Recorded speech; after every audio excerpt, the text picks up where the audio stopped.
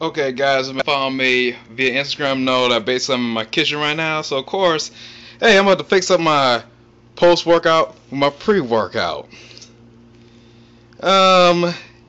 Actually, no. I'm actually getting ready to review this. Considering how crowded the gym was earlier today, I decided not to do a workout video, but instead do a game review. And I figured this is probably your best bet, considering that they actually are making a reboot of this game, and I don't think too many people know about the Game Boy version. So without further ado, I'll go ahead and hook this up to my GameCube and go from there. See you guys later. As you guys can see, I put the game into my GameCube, and I'm actually using the Game Boy player, which is also available for the system. And it emulates Game Boy Advance as well as Game Boy Color. And like both systems, it has autocorrect coloring for some of these older black and white games. And it's apparent because you can see the ape has brown fur and Scrooge has red in his coat. And that's where it is. Of course, it's a Capcom game, so you saw a little double jump to get to certain items. And for you guys that don't know, this is of course DuckTales, made by Capcom, who are actually known for making a lot of popular games back in the day along with Konami. And this game, DuckTales, is based on the 1980s cartoon that was also very popular at the time frame. And DuckTales, for those of you guys that don't know, is basically a cartoon based on Huey, Dewey, and Louie, the nephews of Donald Duck, as well as Scrooge McDuck. And there was even a cartoon that came up before this, known as Sports Goofy, which some people pretty much would say was the pilot episode, considering that pretty much every character from this show showed up in that cartoon, but for some reason also had Goofy involved as well. And likewise, the Bugle Boys are actually the main protagonists in that video. I mean, antagonists in that episode. So now, of course, typical Capcom platform style, you gotta make a bunch of difficult jumps. And here, if you don't time your jump perfectly, going to launch pad and quack, which actually known for making a lot of crash landings, you will fall to your doom. Okay, get up there, get up, get up. Alright. Also, make sure you avoid the piranha plant, man-eating plant in this game. Not like they copied it for any other games of the era. So now you go back to Launchpad, go back to the stage select screen. One last little feature about this game. Throw your money back in the account. So now, go to Transylvania stage. So basically, after this game is, you're basically going against Scrooge's competitor, Glumgo, whatever his name was, I can't remember, and yeah, they're having a competition who actually earn the most amount of money in a short amount of time. So right now, you're in the Transylvania stage, which looks nothing, absolutely nothing, like another game that was created by Konami. Because you should see no similarities between this or any other type of games.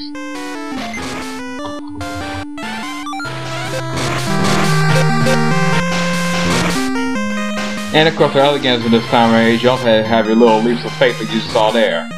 And like typical Capcom gameplay, you have to do these fallen items of death, followed by spikes, of course.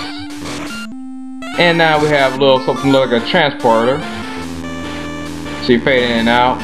And like I mentioned earlier, you won't see anything, I repeat, anything copied from a certain game by Konami or Castlevania. The fact that you saw a skeleton that normally falls down and comes back up when you jump on it and dies is nothing new. Just like you don't see any mummies in Castlevania either.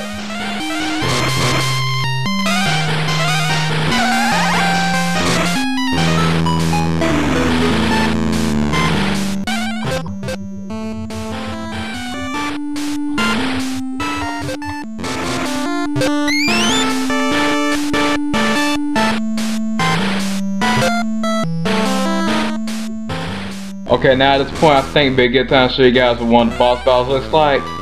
And most of the time, most of these is basically like it would be in Super Mario Bros. 3. Hop on the boss's head about 3 to 5 times and boom, they're dead. Or should I say, hit ball, jump on their head with the cane X number of times and they're dead. And of course, once you beat a boss, you get the treasure for that level. And through Mario Bros. 3, you also notice how you saw the ghost there. So I guess there'll be one instance where someone else copied off of Capcom instead of the other way around in this game. Okay, let's get your money back to the bank. And now let's try a different level. And let's try Himalayas. And one thing that irritated me as a kid the most is the fact that you would try to jump in the snow and constantly get stuck in it. And of course, like most Capcom games, you will, as you've already seen, get a lot of cheap shots.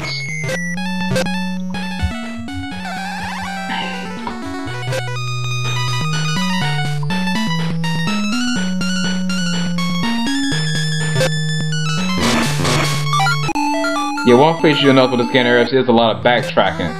And of course, Aftermind is a prime example, because once you go to this level, it's going to say, oh, guess what? You gotta go back to Transylvania, or go to Transylvania first to get a key to even access parts of other levels.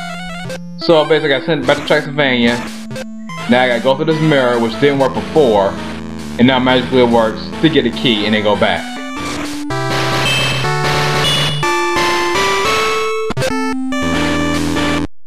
But now I think I'll go ahead and pick the stage that's everyone's favorite stage, known as the moon level, nothing else, for the music part. And right now I'll keep my mouth shut for a little while and let you guys listen to it.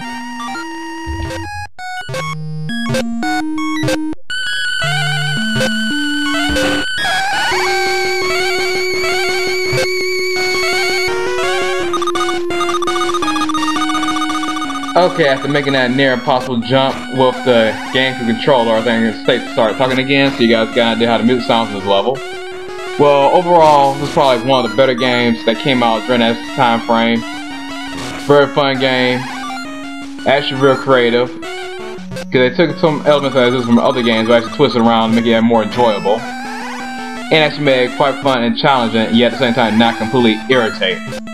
Because as I mentioned earlier, there were a lot of issues we had to deal with spiked floors and spiked ceiling at the same time, which can get very frustrating, but not to the point where you're just ready to just rip the cartridge out and then start throwing it against the ground.